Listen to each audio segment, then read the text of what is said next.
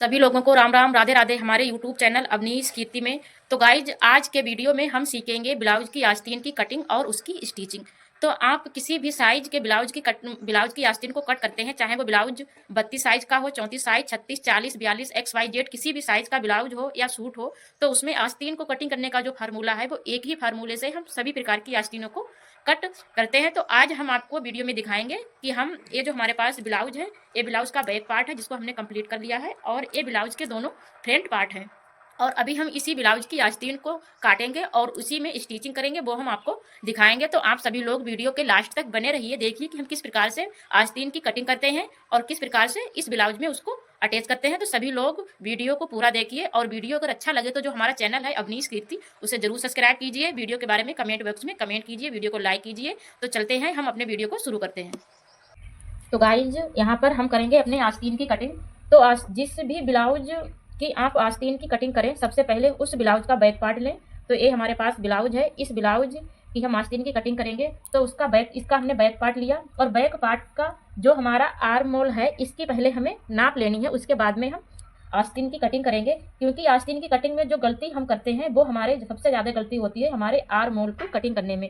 जब हम आस्तीन को ब्लाउज में लगाते हैं तो यही हमारा जो आर्म होल है कभी बड़ा होता है कभी छोटा होता है आस्तीन का, जिससे हमारे ब्लाउज का जो लुक है बिल्कुल बेकार होता है, फिटिंग भी अच्छी से नहीं आती है, और यहाँ पर इस प्रकार से रिंकल्स आ जाते हैं और फूला फूला लगता है। तो आस्तीन को कट करने के लिए आप किसी भी साइज के ब्लाउज की आस्तीन कटिंग करें। जैसे यहाँ पर हमारा ब्लाउज है, ये काफ़ी बड़ा ब्लाउज है, 42 साइज का ब्लाउज है, तो उसकी हम आस्तीन कटिंग करेंगे। तो सबसे पहले हम इसकी नाप लेंगे। तो नाप लेने के लिए आपको यहाँ पर आधा इंच छोड़ते हुए नाप लेना है, क्योंकि यहाँ पर आधा इंच जो कपड़ा है जब हम शोल्डर को ज्वाइन करेंगे तो उसमें चला जाएगा। तो हम यहाँ पे आधा इंच इस प्रकार से छोड़ते हुए हमें इसका आर्म होल जो है वो नापना है। तो देखते हैं इसका आर्म होल हमारा कितना है।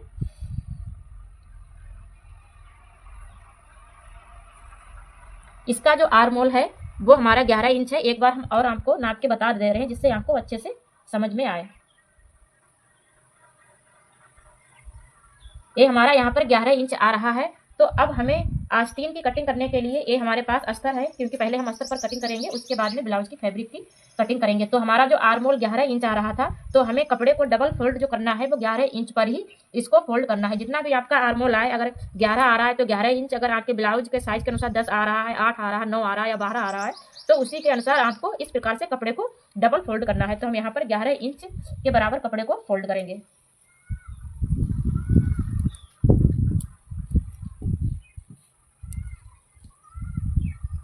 तो यहाँ पर हमने 11 इंच के बराबर कपड़े को फोल्ड किया है, आप देख सकते हैं। ये हमारा 11 इंच है और 11 इंच हमारा फोल्ड है कपड़ा। अब उसके बाद हमें क्या करना है, एक सीधी लाइन को हम खींचेंगे। स्केल से एक हम सीधी लाइन इस प्रकार से खींच लेंगे। ये हमने एक सीधी लाइन खींच ली है।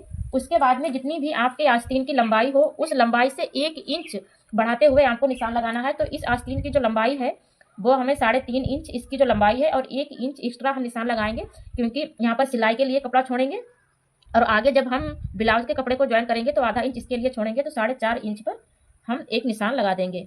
इसकी जो तैयार लंबाई है वो 3.5 इंच है, और 1 इंच एक्स्ट्रा हमने कपड़ा लिया। तो यहाँ पर एक सीधी लाइन हम इस प्रकार से खींच देंगे। अब समझ में, एक तो पहले हमने सीधी लाइन खींची, उसके बाद में आपकी जितनी भी लंबाई हो आस्तीन की उससे 1 इंच एक्स्ट्रा कपड़ा निशान लगाते हुए एक सीधी लाइन को खींचना है। उसके बाद में आपको 1.5 इंच पर एक निशान को लगाना है इस प्रकार से, और एक सीधी लाइन इस प्रकार से खींच देना है। इस प्रकार से सीधी लाइन आपने खींच दी। अब इस साइड से आपको 2 इंच पर निशान लगाना है।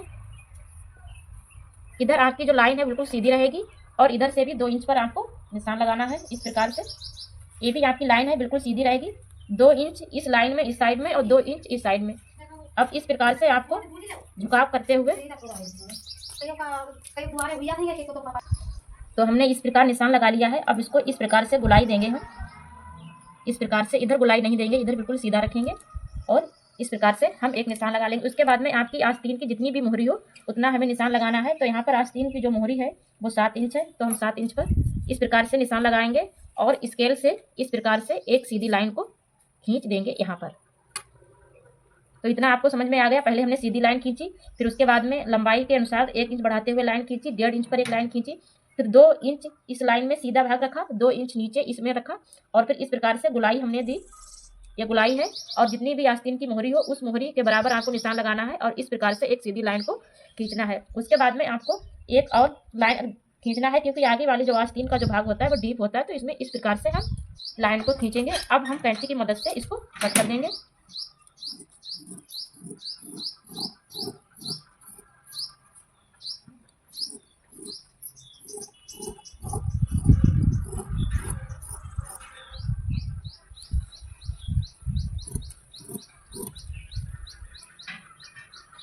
और आगे के लिए हमें इसको कट करना है, क्योंकि आस्तीन का जो फ्रंट पार्ट होता है, फ्रंट पार्ट की तरफ रखने के लिए हम आधा इंच डीप कट करते हैं और बाहर के लिए आधा इंच बढ़ा के कट करते हैं। तो इस प्रकार से हमने आस्तीन की कटिंग की। ये काफ़ी बड़े 42 साइज ब्लाउज के लिए आस्तीन की कटिंग है।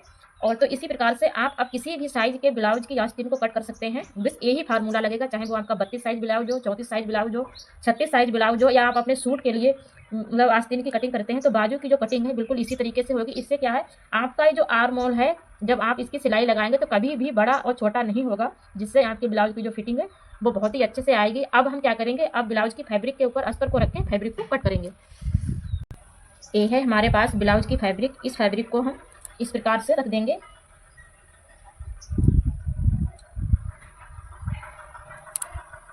ये हमने ब्लाउज की फैब्रिक को इस प्रकार से बिछा लिया है। अब इसके ऊपर हम रखेंगे आस्तीन को, क्योंकि यहाँ पर कपड़े, तो इस प्रकार से हमने आस्तीन को रख लिया है। हवा चल रही है काफ़ी, तो यहाँ पर हम एक सेफ्टी पिन लगा देंगे। तो इस प्रकार से हमने ब्लाउज की फैब्रिक को, जो अस्तर से हमने आस्तीन को कट किया था, उसको रख लिया है। अब इसको हम कट कर देंगे।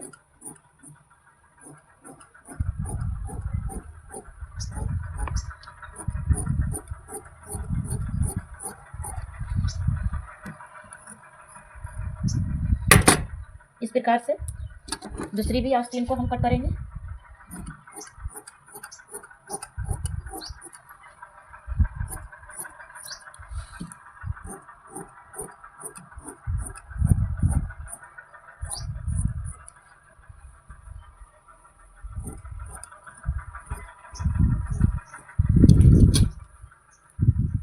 तो आप देख सकते हैं इस प्रकार से हमने अस्तर ब्लाउज की फैब्रिक पर आस्तीनों को कट कर लिया है। अब इसको हम करेंगे ब्लाउज अस्तर में ब्लाउज की फैब्रिक को अटैच। देखिए गाइड, ये है हमारा ब्लाउज जिसके हमने दोनों पार्टों को आपस में जोड़ लिया है। अब इसमें हम लगाएंगे आस्तीन। आस्तीन को हम किस प्रकार से लगाते हैं वो आप देखिए। तो ये है हमारे ब्लाउज का आर्म होल, जिसकी नाप से हमने इस आस्तीन की कटिंग की थी और इसको अब हम ज्वाइन करेंगे। आप देखिए, ये ब्लाउज का जो फ्रंट पार्ट है उसमें डीप कटा हुआ है और इसी प्रकार से आस्तीन को हमें इस प्रकार से रखेंगे। आप देख सकते हैं आस्तीन को हम इस प्रकार से रखेंगे और इसके भी जो फ्रंट पार्ट है वो भी डीप कटा हुआ है। तो यहाँ पर ये जो दोनों पार्ट हैं ब्लाउज के बिल्कुल बराबर हैं, बिल्कुल आगे पीछे नहीं है। अगर आपके ये पार्ट बराबर हैं तो आपके जो ब्लाउज और आस्तीन का जो आर्म होल है कभी भी बड़ा छोटा नहीं होगा। और हमने नाप के काटा था, तो इसीलिए हम पहले आर्म होल को नापते हैं, उसके बाद आस्तीन की कटिंग करते हैं उसके आर्म होल की। अब ये जो हमारा आर्म होल है बिल्कुल बराबर बैठेगा। अभी हम आपको नाप के दिखाते हैं। ये जो आस्तीन है, आस्तीन के बीच में एक हम चाक से निशान लगा लेंगे इस प्रकार से। ये हमने निशान लगा लिया और ये ब्लाउज का शोल्डर है जहाँ पर ये सिलाई लगी हुई है, यहीं से हमें नापना स्टार्ट करना है। तो हम अभी आपको नाप के दिखाते हैं। इसको हमें इस प्रकार से रखना है और इस प्रकार से हमें पहले नाप के देखना है कि जो हमारा आर्म होल है ब्लाउज और आस्तीन का बिल्कुल बराबर है या नहीं। तो इस प्रकार से हमें नापना है। आप देख सकते हैं ये हमारा फ्रंट पार्ट है ब्लाउज और आस्तीन दोनों का। तो अगर इस प्रकार से आप आस्तीन की कटिंग करते हैं तो आपका जो आर्म होल है कभी भी बड़ा या छोटा नहीं होता है। अगर थोड़ा बड़ा भी होता है तो उसे हम कट कर देंगे, लेकिन छोटा नहीं होना चाहिए। तो यहाँ पर आप देख सकते हैं बिल्कुल बराबर है। इसी प्रकार से ये फ्रंट पार्ट है आस्तीन का और ये ब्लाउज का फ्रंट पार्ट है। इस साइड में भी हम नाप के देखते हैं, इधर भी हमारा बिल्कुल बराबर ही होगा, छोटा नहीं होगा। जब हमारा आस्तीन का जो आर्म होल छोटा होता है तो हमें स्टिच करने में काफ़ी दिक्कत होती है। अगर आप नाप के काटते हैं तो आप देख सकते हैं बिल्कुल बराबर है। अब हमें केवल इसमें क्या काम बचा, केवल सिलाई लगाने को बचा है, तो हम इसमें लगाएंगे अब सिलाई। इस प्रकार हम बिल्कुल शोल्डर की सिलाई और इसके तीरे को बिल्कुल आपस में इस प्रकार से ज्वाइंट करेंगे और इसके ऊपर हम सिलाई को लगा देंगे।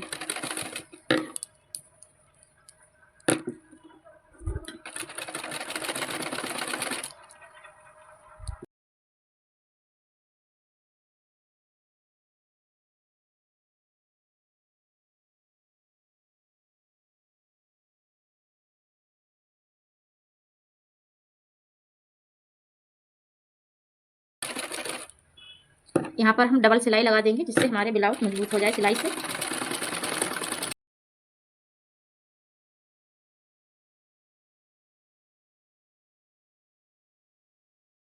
तरफ सिलाई को लगाना है बिल्कुल इसी प्रकार से, जिस प्रकार से इस साइड में सिलाई लगी उसी प्रकार से इस साइड में भी हमें सिलाई को लगाना है।